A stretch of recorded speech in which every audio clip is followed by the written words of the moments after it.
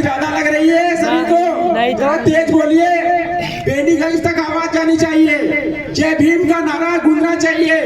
जय भीम, जय भीम।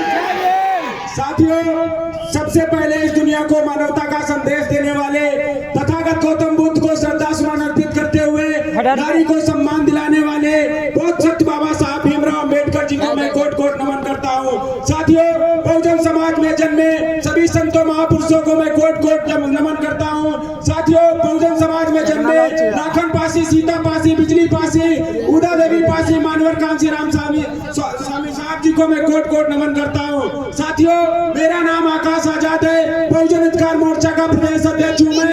बहुजन अधिकार मोर्चा एक ऐसा संगठन है जो समानता, बंधुता, भाईचारा पे काम करता है और शिक्षा पे काम करता है, दबे कुचले युवाओं की आवाज को बुलंद करता है। तो साथियों, बहुजन अधिकार मोर्चा के माध्यम से इस देश के अंदर जो शिक्षा पिछड़ी हुई है, गरीब परिवार के बच्चों को शिक्षा नहीं दी जा रही है, उस शिक्षा पे काम कर रहा है। साथियों, आज मैं देख रहा हूँ इस देश के अंदर 13 शिक्षा लागू हो गई है। एक गरीब परिवार का बच्चा जो सरकारी स्कूलों में पढ़ रहा है और जो बड़े बड़े लोग हैं, IAS PCS है, उनका बच्चा एक बढ़िया प्राइवेट स्कूलों में पढ़ रहा है।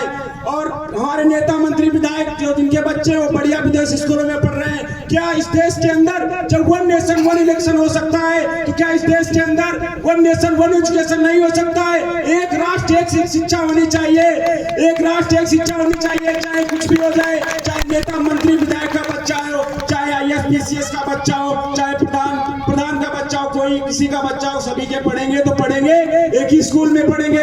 अगर देख रहे हैं कि आपके गांव में सरकारी स्कूल होगा, अगर यहाँ पर एक IAS का बच्चा पढ़ेगा, नेता का बच्चा पढ़ेगा, तो कहीं ना कहीं टीचर के दिल में भय बना रहेगा।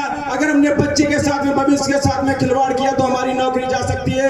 लेकिन जब आप लोगों के बच्चे पढ़ते हैं तो उनके अंदर कोई भय नहीं होता है। साथियों, आप लोग बताना चाह रहे हैं कि आज देख रहे हैं कि अभी चुनाव आ रहा है, चुनाव आ रहा है, जिला पंचायत BDC, इसमें आप लोग पता है किसको वोट देते हो? हमारा समाज किस पे जाता है पता है? 75 रुपए का पौवा और 200 रुपए और 1 किलो मुर्गा, इसी पे हमारा समाज वोट देता है। और वो लोग वोट लेते हैं, पैसा देते हैं और फिर कहते हैं, हमारा समाज कहता है कि हमारे काम नहीं कराया प्रधान ने, जिला पंचायत ने काम नहीं कराया। तो साथियों, मैं आप लोग बताना चाह रहा हूँ, आप लोग देख रहे हैं कि ये नए युवा है आप लोगों के बीच में, क्या कर लेंगे? तो साथियों, मैं आप लोग बताना चाह रहा हूँ, आप लोग एकजुट हो जाइए। वो समय आ चुका है, 2026 में चुनाव है, परिवर्तन का दौर आया है। साथियों, पढ़े लिखे युवाओं को सपोर्ट करिए। जब वो राजनीति में जाएंगे तो कहीं न कहीं एक बड़ा परिवर्तन आएगा। क्या फायदा है ऐसे प्रधानों को बनाना? क्या फायदा है ऐसे BDC जिला पंचायत को बनाना जिनको बैंक का विड्रॉल भी भरना आता हो, प्रधान कोई दूसरा चला रहा हो, चमचे चला रहा हो? क्या फायदा ऐसे प्रधानों को वोट देना?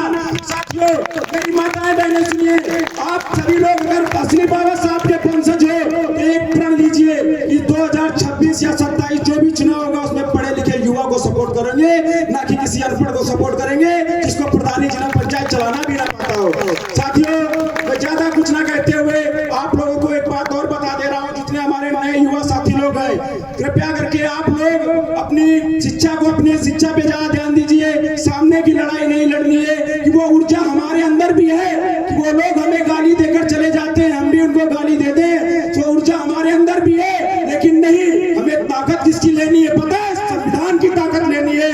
अगर संविधान हाथ में होगा तो तुम्हारा कुछ नहीं कर पाएंगे। हमें सामने की लड़ाई नहीं लड़नी है। ये सरकार ऐसी बैठी है कि हमारे समाज में जितने पढ़े लिखे लोग हैं, अगर ये खून उबाल मार रहा है तो इसको बर्दाश्त करिए, संविधान की ताकत लीजिए। क्या फायदा है अगर आप लड़ जाओगे, मुकदमा लिख जाएगा, भविष्य आपका खराब हो जाएगा। तो साथियों, मैं आप लोगों से कहना चाहता हूँ कि 2026 में जो चुनाव है इसमें पढ़े लिखे युवाओं को सपोर्ट करिए और एक विकसित भारत बनाइए। साथियों, मैं ज्यादा कुछ ना कहते हुए